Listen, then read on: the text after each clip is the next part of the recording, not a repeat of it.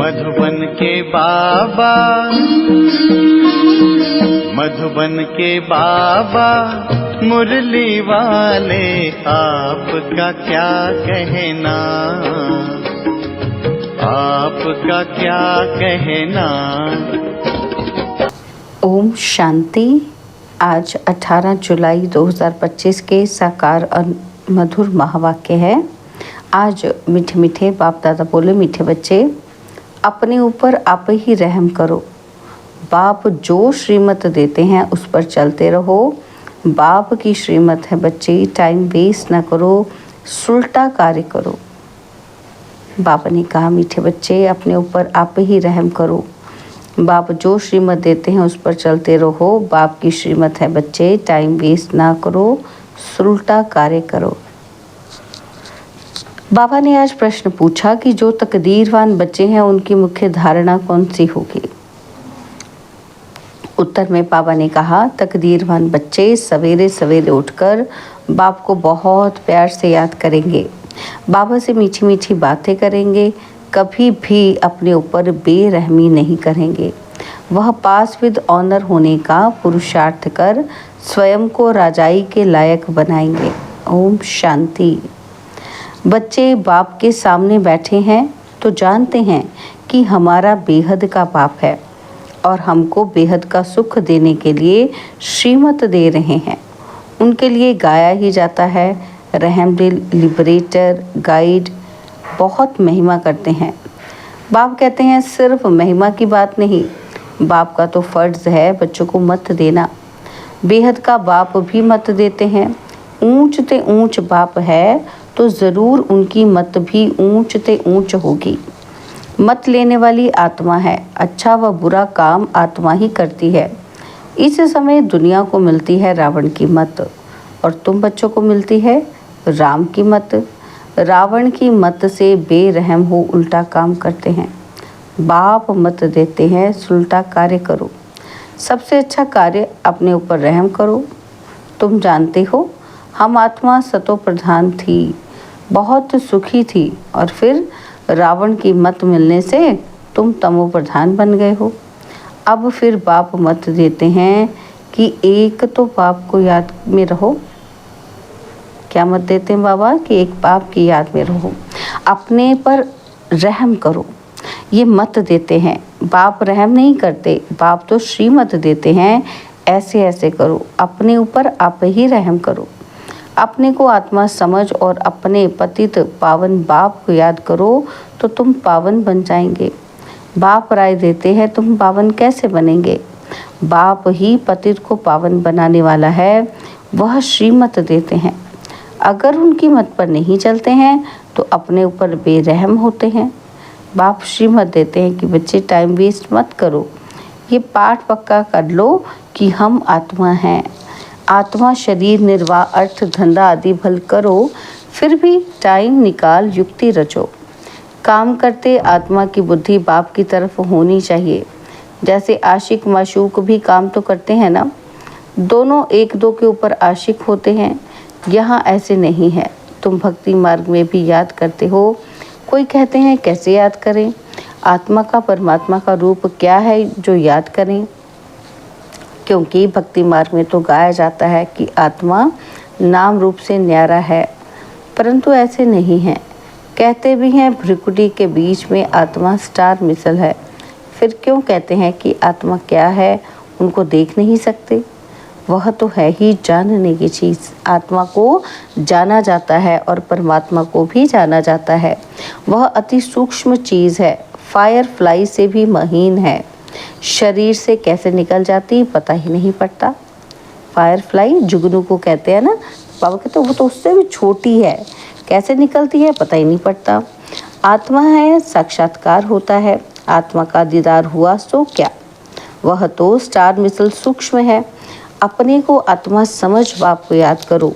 जैसे आत्मा वैसे परमात्मा भी सोल है, परंतु परमात्मा को कहा जाता है सुप्रीम सोल। वह जन्म मरण में नहीं आते। आत्मा को सुप्रीम तब कहा जाए जब जन्म मरण रहित हो। बाकी मुक्ति धाम में तो सबको पवित्र होकर जाना है। उनमें भी नंबरवार हैं जिनका हीरो हीरोइन का पार्ट है। आत्माएं नंबरवार तो है ना। नाटक में भी कोई बहुत पगार वाले, कोई कम होते हैं। लक्ष्मी नारायण की आत्मा को मनुष्य आत्माओं में सुप्रीम कहेंगे। भल पवित्र तो सभी बनते हैं, फिर भी नंबरवार पार्ट है। कोई महाराजा, कोई दासी, कोई प्रजा। बाबा कहते तुम एक्टर्स हो, जानते हो इतने सब देवताएं नंबरवार हैं। अच्छा, पुरुषार्थ करेंगे तो ऊंच आत्मा बनेंगे और ऊंच पद पाएंगे। तुमको स्मृति आई है कि हमने 84 जन्म कैसे लिए। अब बाप के पास जाना है। बच्चों को ये खुशी भी है तो फख्र भी है। सब कहते हैं कि हम नरसिंह नारायण विश्व के मालिक बनेंगे, फिर तो ऐसा पुरुषार्थ करना पड़े।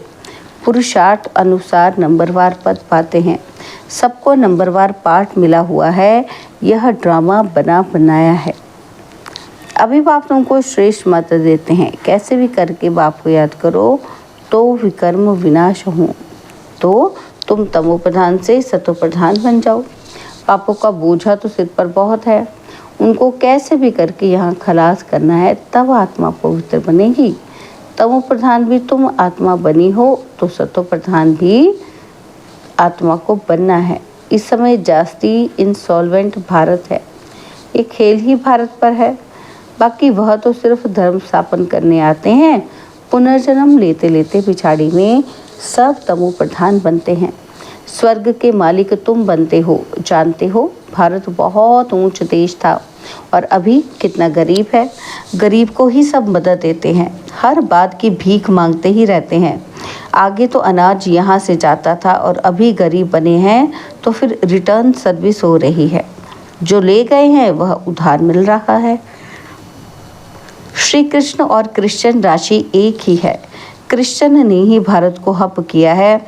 अब फिर ड्रामा अनुसार वह आपस में लड़ते हैं और मक्खन तुम बच्चों को मिल जाता है। ऐसे नहीं कि श्री कृष्ण के मुख में माखन था, यह तो शास्त्रों में लिख दिया है। सारी दुनिया श्री कृष्ण के हाथ में आती है।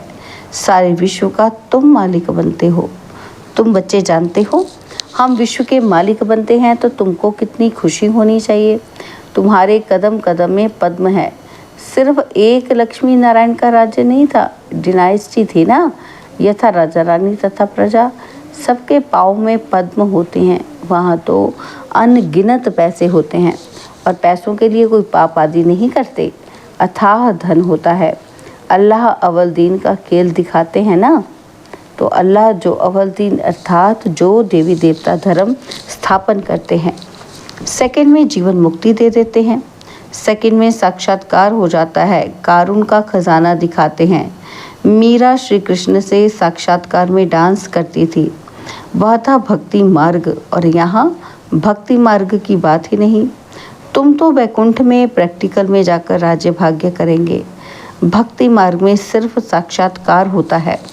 इस समय तुम बच्चों को एम ऑब्जेक्ट का साक्षात्कार होता है।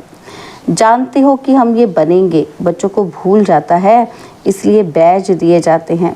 अभी हम बेहद के बाप के बच्चे बने हैं, कितनी खुशी होनी चाहिए। ये तो घड़ी घड़ी पक्का कर देना चाहिए, परंतु माया ऑपोजिशन में है तो वो खुशी भी उठ जाती है।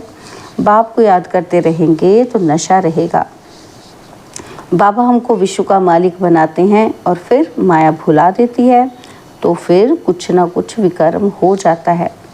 तुम बच्चों को स्मृति आई है कि हमने 84 जन्म लिए हैं और कोई 84 जन्म नहीं लेते हैं। यह भी समझाना है, समझना है कि जितना हम याद करेंगे उतना ऊंच पद पाएंगे और फिर आप समान भी बनाना है, प्रजा बनानी है। Charity begins at home.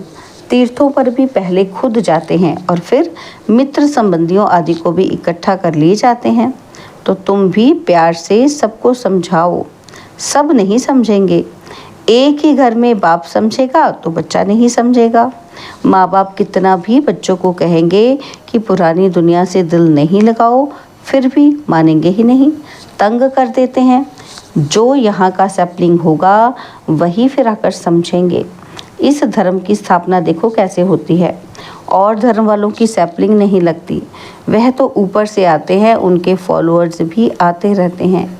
यह तो स्थापना करते हैं और फिर सबको पावन बनाकर ले जाते हैं, इसलिए उनको सतगुरु लिबरेटर कहा जाता है। सच्चा गुरु एक ही है। मनुष्य कभी किसी की सद्गति नहीं करते, सद्गति दाता है ही एक, उनको ही सतगुरु कहा जाता है। भारत को सचखंड भी वह बनाते हैं और रावण झूठ खंड बना देते हैं। बाप के लिए भी झूठ, देवताओं के लिए भी झूठ कह देते हैं। तब बाप कहते हैं hear no evil, see no evil. इनको कहा जाता है विश्वालय। सत्युग है शिवालय। मनुष्य समझते थोड़े ही हैं, वह तो अपनी मत पर ही चलते हैं। कितना लड़ना झगड़ना चलता रहता है। बच्चे माँ को, पति स्त्री को मारने में देरी नहीं करते, एक दो को काटते रहते हैं। बच्चा देखता है बाप के पास बहुत धन है, देता नहीं है तो मारने में भी देरी नहीं करते। कैसी गंदी दुनिया है। अभी तुम क्या बन रहे हो? ये तुम्हारी एम ऑब्जेक्ट खड़ी है। तुम तो सिर्फ कहते थे हे पतित पावन आकर हमको पावन बनाओ। ऐसे थोड़ी कहते थे कि विश्व का मालिक बनाओ। गॉड फादर तो हेवन स्थापन करते हैं, तो हम हेवन में क्यों नहीं हैं?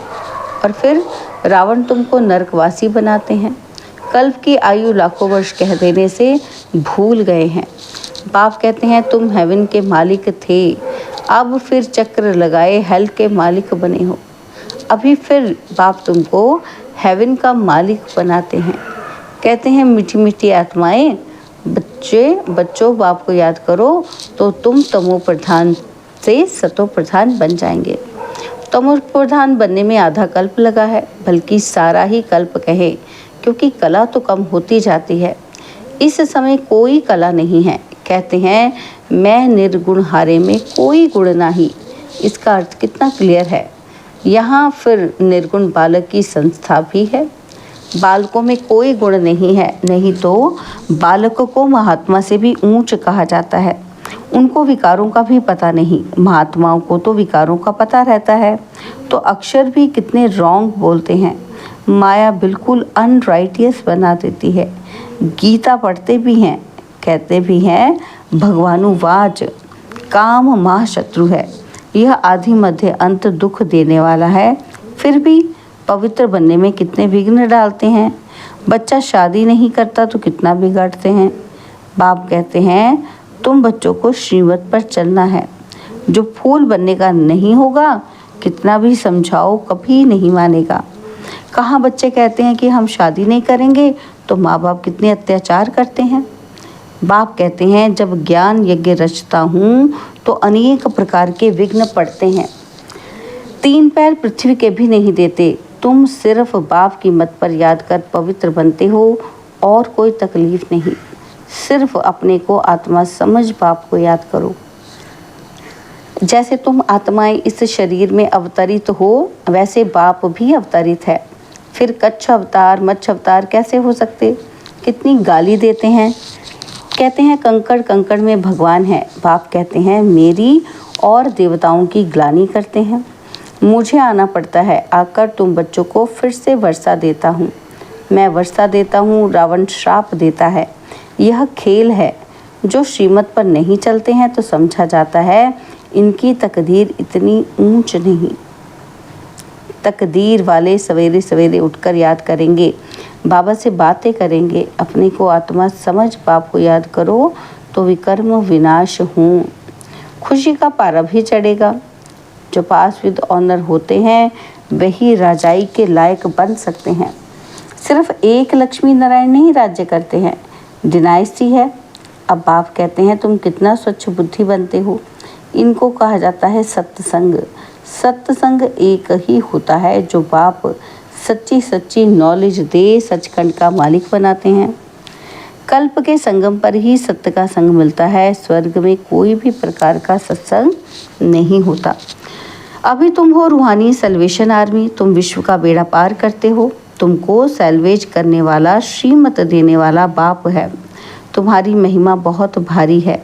बाप की महिमा, भारत की महिमा अपरम अपार है। तुम बच्चों की भी महिमा अपरम अपार है। तुम ब्रह्मांड के भी और विश्व के भी मालिक बनते हो। मैं तो सिर्फ ब्रह्मांड का मालिक बनता हूँ। पूजा भी तुम्हारी डबल होती है। मैं तो देवता नहीं बनता हूँ जो डबल पूजा हो। तुम्हारे में भी नंबरवार समझते हैं और खुशी में आकर पुरुषार्थ करते हैं। पढ़ाई में फ़र्क कितना है। सत्युग में लक्ष्मी नारायण का राज्य चलता है, वहाँ वज़ीर होते ही नहीं। लक्ष्मी नारायण जिनको भगवान भगवती कहते हैं, वह फिर वज़ीर की राय लेंगे क्या। जब पतित राजाएं बनते हैं तब फिर वज़ीर आदि रखते हैं। अभी तो है प्रजा का प्रजा पर राज्य। तुम बच्चों को इस पुरानी दुनिया से वैराग्य है, ज्ञान भक्ति वैराग्य। ज्ञान सिर्फ रूहानी बाप सिखलाते हैं और कोई सिखला न सके। बाप ही पतित पावन सर्व का सद्गति दाता है। अच्छा, मीठे मीठे सिकिलदे बच्चों प्रति माता पिता बाप दादा का याद प्यार और गुड मॉर्निंग। रूहानी बाप की रूहानी बच्चों को नमस्ते। हम रूहानी बच्चों की रूहानी बाप दादाजी को दिलवा चांद सिकवा प्रेम से नमस्ते। ओम शांति। प्यारे बाबा, मीठे बाबा, मेरे बाबा, शुक्रिया बाबा, शुक्रिया बाबा, शुक्रिया। धारणा के लिए मुख्य सार है। पहला पॉइंट है, बाप की याद के साथ साथ आप समान बनाने की सेवा भी करनी है। Charity begins at home. सबको प्यार से समझाना है। और सेकंड पॉइंट है, इस पुरानी दुनिया से बेहद का वैरागी बनना है। Hear no evil, see no evil. उस बेहद बाप के बच्चे हैं, वह हमें कारून का खजाना देते हैं, इसी खुशी में रहना है। बाबा ने आज वरदान दिया, हर संकल्प बोल और कर्म को फलदायक बनाने वाले रूहानी प्रभावशाली भव। हर संकल्प बोल और कर्म को फलदायक बनाने वाले रूहानी प्रभावशाली भव। जब भी किसी के संपर्क में आते हो तो उनके प्रति मन की भावना स्नेह, सहयोग और कल्याण की प्रभावशाली हो। हर बोल किसी को हिम्मत उल्लास देने वाले प्रभावशाली हो। साधारण बातचीत में समय न चला जाए। ऐसे ही हर कर्म फलदायक हो, चाहे स्व के प्रति चाहे दूसरों के प्रति। आपस में भी हर रूप में प्रभावशाली बनो। सेवा में रूहानी प्रभावशाली बनो तो बाप को प्रत्यक्ष करने के निमित्त बन सकेंगे। स्लोगन है, ऐसी शुभ चिंतक मणि बनो जो आपकी किरणें विश्व को रोशन करती रहें। ऐसी शुभ चिंतक मणि बनो जो आपकी किरणें विश्व को रोशन करती रहें। बाबा के अव्यक्त इशारे, संकल्पों की शक्ति जमा कर श्रेष्ठ सेवा के निमित्त बनो। तो बाबा ने समझाया, समय प्रमाण शीतलता की शक्ति द्वारा हर परिस्थिति में अपने संकल्पों की गति को, बोल को शीतल और धैर्यवत बनाओ। यदि संकल्प की स्पीड फास्ट होगी तो बहुत समय व्यर्थ जाएगा, कंट्रोल नहीं कर सकेंगे। इसलिए शीतलता की शक्ति धारण कर लो तो व्यर्थ से बच जाएंगे। यह क्यों, क्या, ऐसा नहीं वैसा, इन व्यर्थ की फास्ट गति से छूट जाएंगे। अच्छा, ओम शांति।